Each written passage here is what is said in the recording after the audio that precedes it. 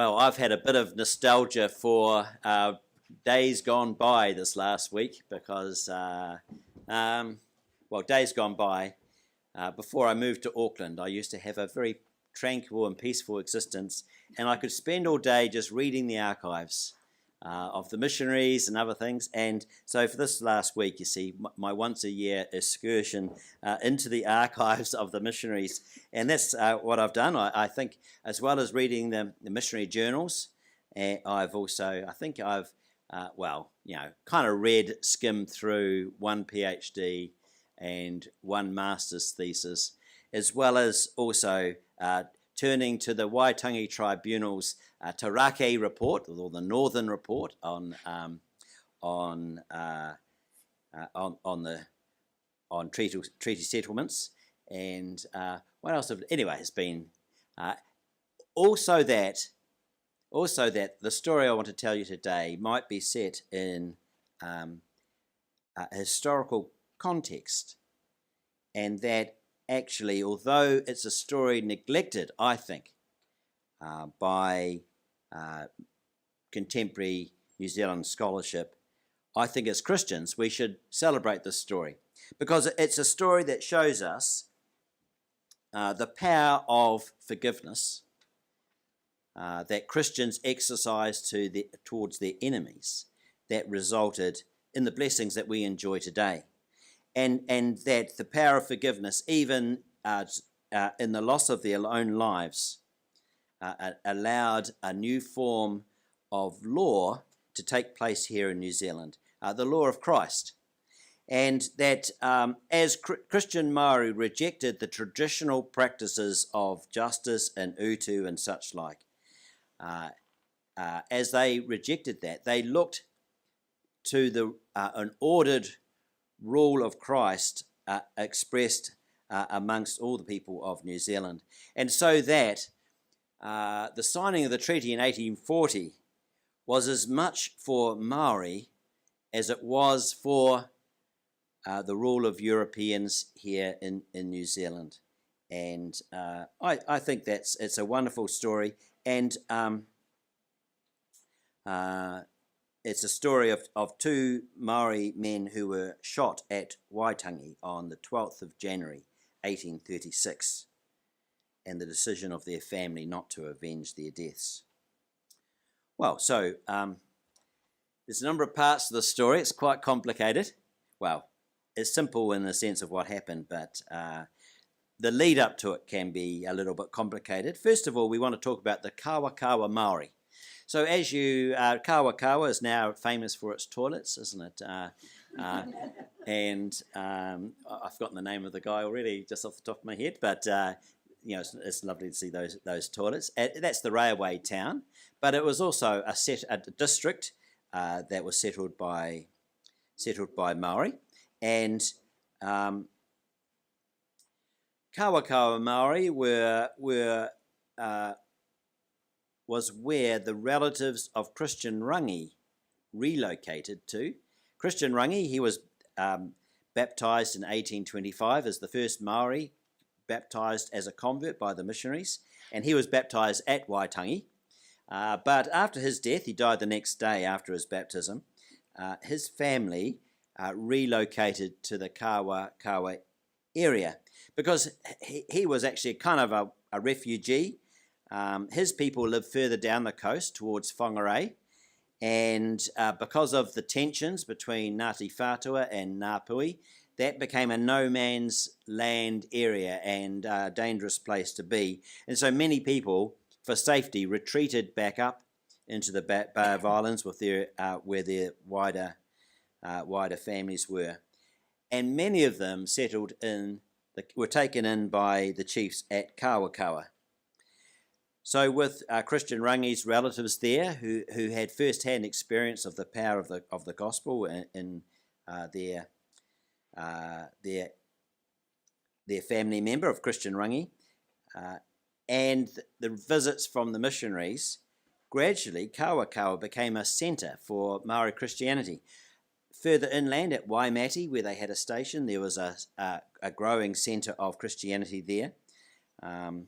But by beginning of 1835,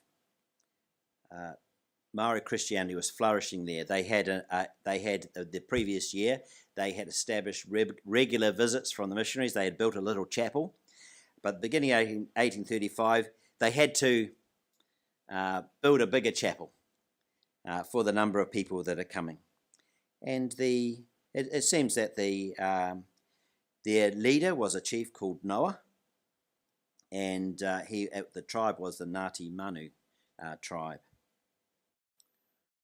Well, so the Kawakawa Māori, and then I'd like to introduce you to the Māori who are living at Rangiahoa. Rangiahoa was the first of the mission stations, began on Christmas Day 1814, and the Hapū tribe were living there, and their famous chiefs were Waikato and Whare Pauaka. So they had heard the gospel for many years from the missionaries. And Waikato himself was very widely travelled. He travelled with Honi Hika and Thomas Kendall to England. He met George IV. In fact, George IV had presented him with a gift of a musket, which was one of his prize possessions. But by the 1830s, as the Māori conversion was gathering steam and spreading, Rangiahoa and Tapuna, that area in the north of the bay, became a centre for anti-missionary sentiment. It is something that was first noted by the missionaries in July 1833, but began to spread. It was a syncretistic religion which was called Papahurihia. Papahurihia was the name of a person, of a prophet, a Maori prophet, but it was also the name of his god that he was worshipping. And his view was to distance themselves from the missionaries and to begin their own kind of new religion. So the Maori were acquainted with the Jews, something that many Europeans would look to say as well. They determined that the Sabbath was not the Lord's Day on a Sunday, that actually it was a Saturday, though they didn't particularly keep a Sabbath, but they had their meetings on Saturday night. And Papahurihia, he would have dreams and communicate with the spirits, and particularly with the Ngakahi, the serpent of Genesis chapter 3. So you can see how it's kind of like an anti-gospel cult that was there, and this had strongly influenced the chief Waikato at Rangiahoa. Now I should say that eventually Papahurihia, he moved to the Hokianga, and for many years was a source of problem there. But in 1856, he was actually baptized by the Wesleyans. So there's a coming together of this. But in this time, in the 1830s, these were Maori who didn't want to have anything to do with the missionary gospel. Quite a contrast to the Kawakawa Maori. Well, in December of 1835, a dispute arose about land in Whananaki. Now, I have never been to Whananaki. Is that even how Aucklanders say it? Whananaki? Wananaki. There we go. So now you know where it is. Well, there's this is Whananaki. Whananaki was one of the places when the Ngāpuhi were going down to raid other tribes further south. This was a place where they'd stop over. So it's a place very familiar to them. Extended family were living there and other things. And so it was one of the stopping over points. It's one of the places where the missionaries would anchor if they were, as they were travelling down south as well. There was a dispute arose because Waikato, Chief Waikato, wanted to sell a kauri forest at Wananaki to two Europeans, one called Day and one called Bond. So we don't know their first names, but they were going to buy this timber and harvest it and ship it to New South Wales, presumably. The only problem is that Waikato probably didn't own the land. Well, I think probably certainly didn't. He claimed ownership of it, and was happy to sell it to the Europeans. It's always good when you sell other people's lands.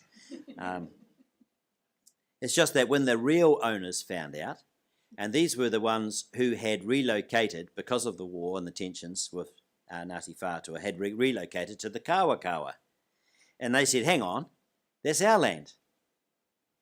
And they assigned the land on trust to the CMS, and so that it could only be sold with their permission and the permission of the missionaries.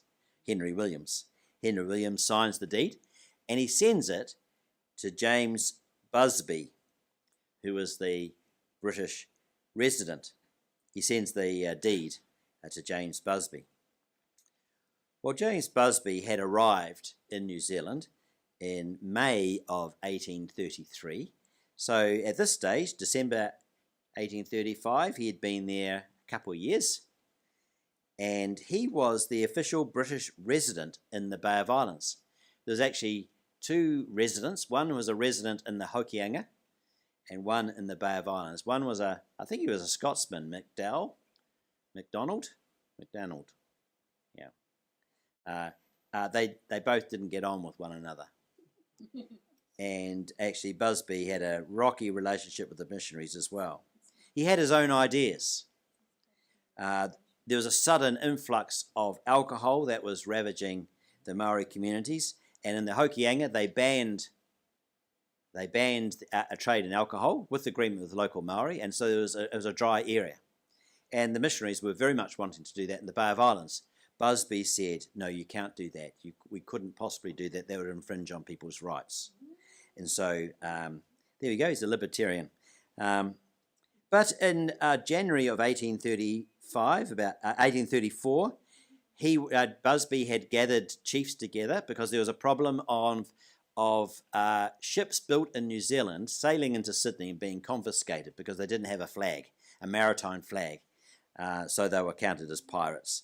And so he had gathered the chiefs in January 1834 to select an ensign for New Zealand. And so you see that one, that's a white flag with a red cross and the Southern Cross in the top corner. And that was actually the ensign that the missionaries used for their ships. And so the Maori had adopted the missionary ensign. Strangely enough, the New Zealand company thought it would be a good flag for their settlement in Wellington and ran the flag up the flagpole. And Governor Hobson, I think, was very concerned that the whole of New Zealand is going to fracture into little tiny states.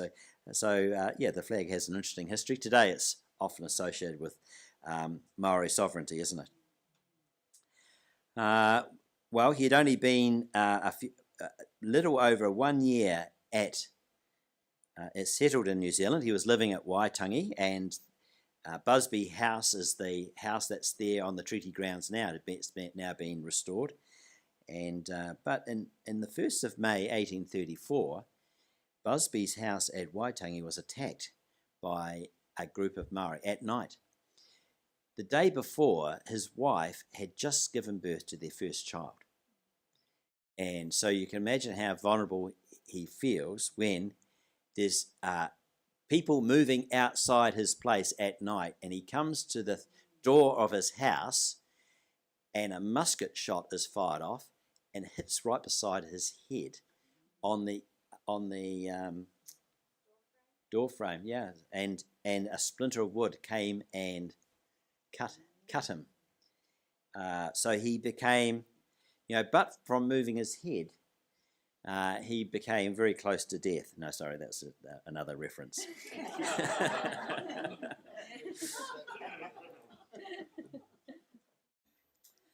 And this is where Busby saw this, not just an affront to himself and his family. I mean, he called the missionaries in. They spent several days standing guard on the place, but the perpetrators had long gone.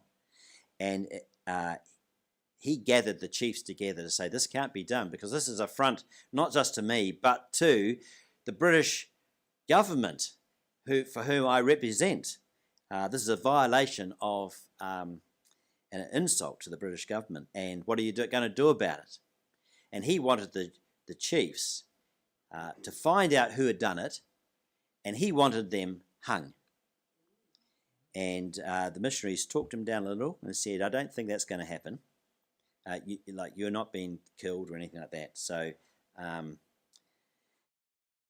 the idea was they met and they determined who the person was. It became quite common knowledge who it was, and they determined that his land would be ceded to Busby, and that the person himself would be banished from the district. So that's what the chiefs had decided to do. It's just that the land wasn't handed over to Busby, and the perpetrator carried on just as normal. No one enforced anything. Because it became very difficult to enforce things, because who's going to do the enforcing? Okay, it's one thing for a confederation of chiefs who get together and say this is what should happen, but is your tribe going to do it? Is your tribe going to do it? Because as soon as you do, all their relatives are going to say, hey, he belongs to us, leave him alone. And suddenly you've got to be able to enforce the decisions of this group of chiefs when the chiefs themselves don't want it enforced. Can you see the problem?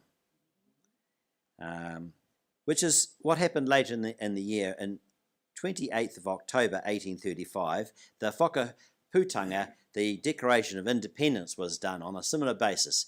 He wanted, because he was having this difficulty trying to sort out how law could be established in New Zealand, and he had disputes from others, from Europeans and others who had trouble with Maori, and there needed to be a place where these things were settled. And his idea was to establish a kind of a confederation of tribes, a Maori parliament, who would meet once a year, and they would sort out these disputes, and that he, as the British resident, would preside over it and help them reach good decisions, and that this tribe itself would the confederation of tribes will somehow themselves enforce their decisions.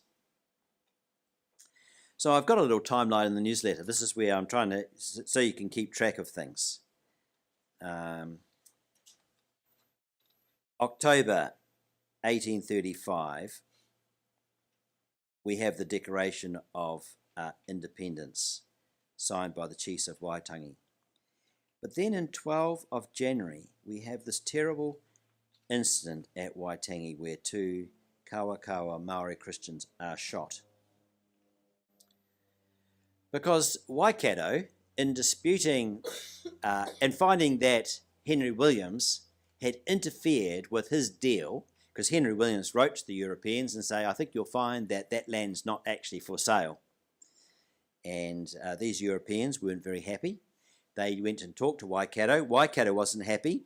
He went to Busby to say, we need a meeting. And these missionaries are interfering.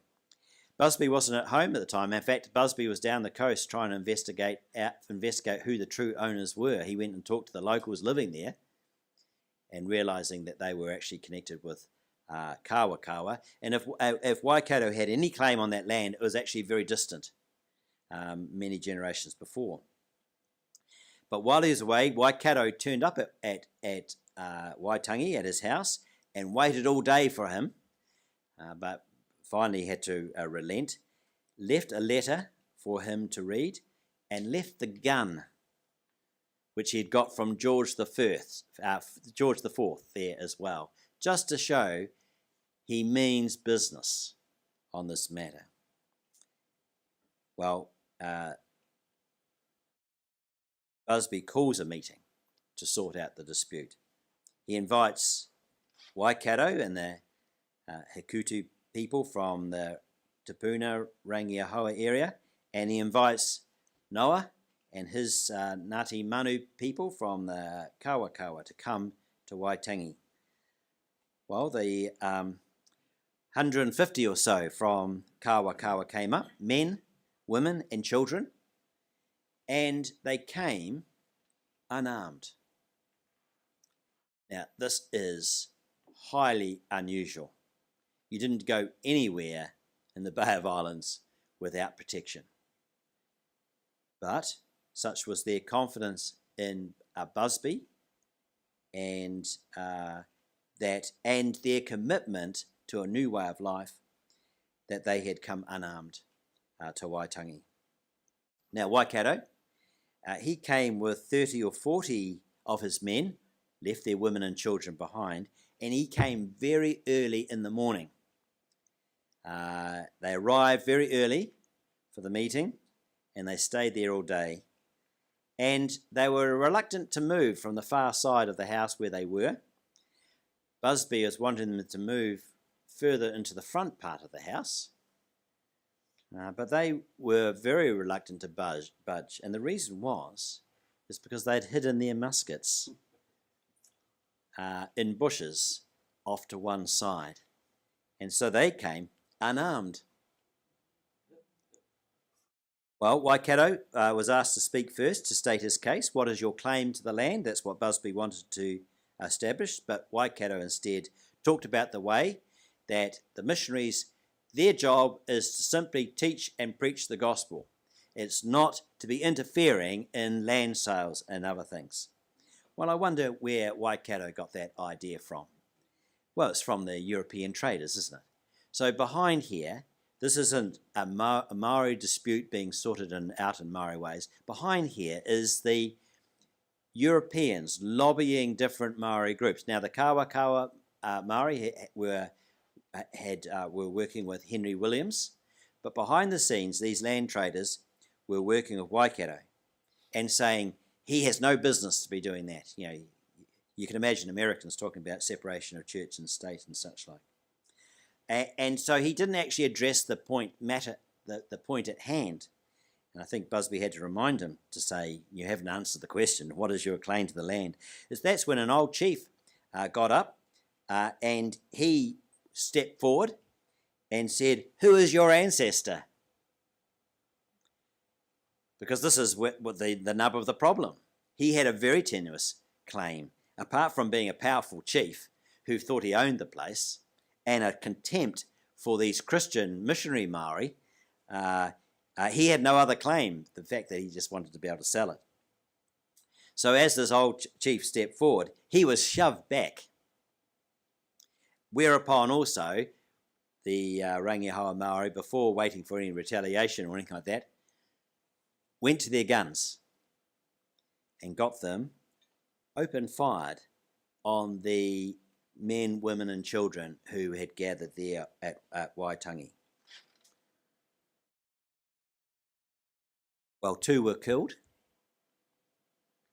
and 2 were severely wounded. One of those ones, he was well known, I've just forgotten his name, but he carried a limp for the rest of his life. He got shot in the hip. And people immediately tried to crowd into Busby's house for protection. Now, the Kawa Maori, they had a number of 5 or 6 visitors who had come along with them. They happened to be visiting the Kawa Maori, and they came along to this meeting at Waitangi. They actually had muskets with them. They didn't have any ammunition, but they were wanting to rush out and immediately return fire to... but we were restrained by William Williams, who was the missionary there. Busby had invited William Williams and Charles Baker to help with the negotiations, and William Williams was able to restrain them from doing that, and for Busby to call upon Waikato to call off his people. And eventually they got in their canoes and returned to their place. Well, the Kawa Maori, apparently Busby's house, the floor was covered with blood. You know, we bring in the wounded and such like. They retired to Paihia. And it's here that William Williams tells us something quite extraordinary. The Kawa chiefs expressed their determination not to retaliate,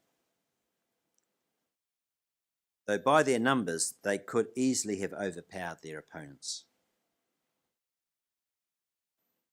And Williams makes the comment This may be viewed as the effect of the gospel and undoubtedly would not have been their line of conduct a few years ago. What is it that allowed these Kawakawa Māori, who had this attack upon themselves, not to respond? Well, it's because they believed in the law of Christ, that it's God who brings all things into judgment, that Christ empowers ordered government. It's not for individuals to retaliate. It is for government to bring order and justice. And so they allowed Busby to do his investigation and try to appeal to New South Wales to send him authority that he might arrest the murderers and punish them.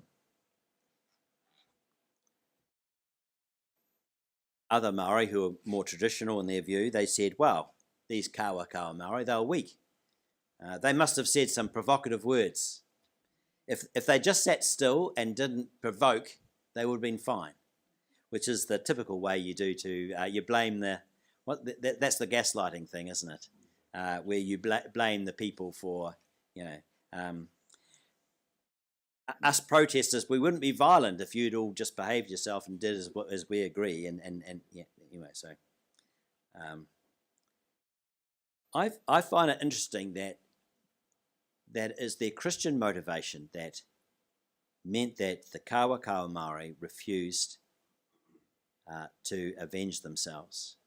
Instead, they followed the law of Christ, as we had from our reading. Peter comes to Jesus and said, how many times should I forgive my brother? 7 times? And Jesus said, no, I tell you, 77 times. And here we see something of the power of forgiveness.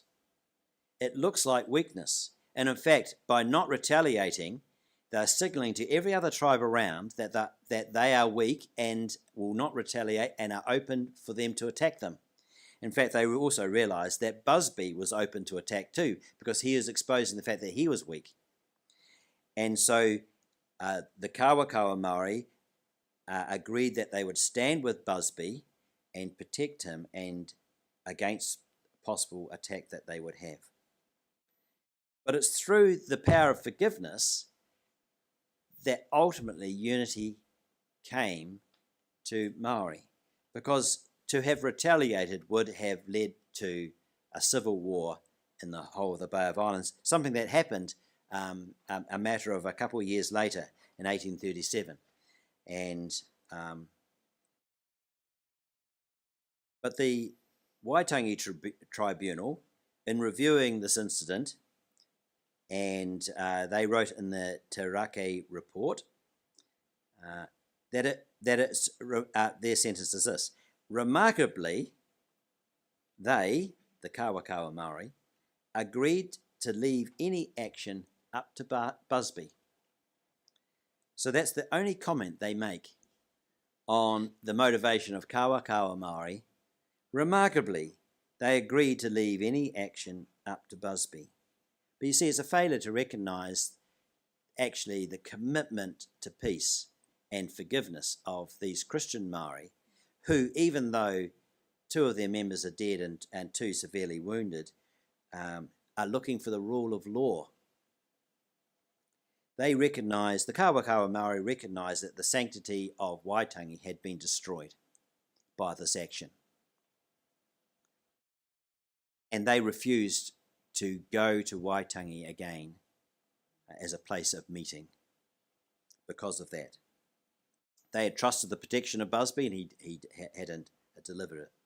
And for this reason, you see, I think this incident is spiritually way more significant than we are allowing. People who claim that the whakaputanga, the Declaration of Independence, has somehow got an enduring validity, are not taking into account of the fact that that agreement was destroyed by the shooting of 2 Māori Christians at Waitangi on the 12th of January, 1836.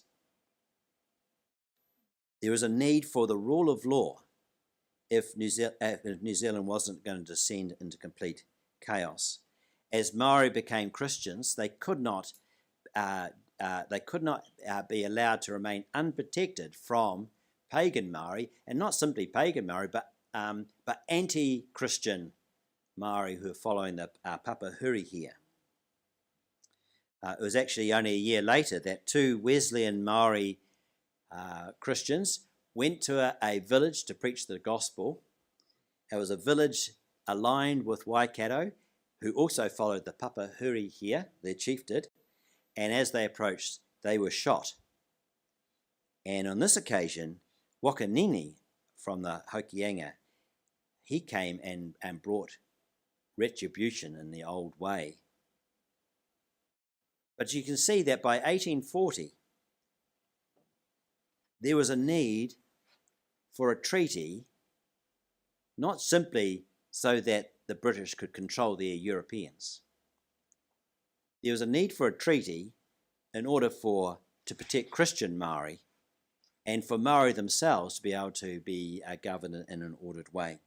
As Henry Williams said, the treaty provided one law, both human and divine.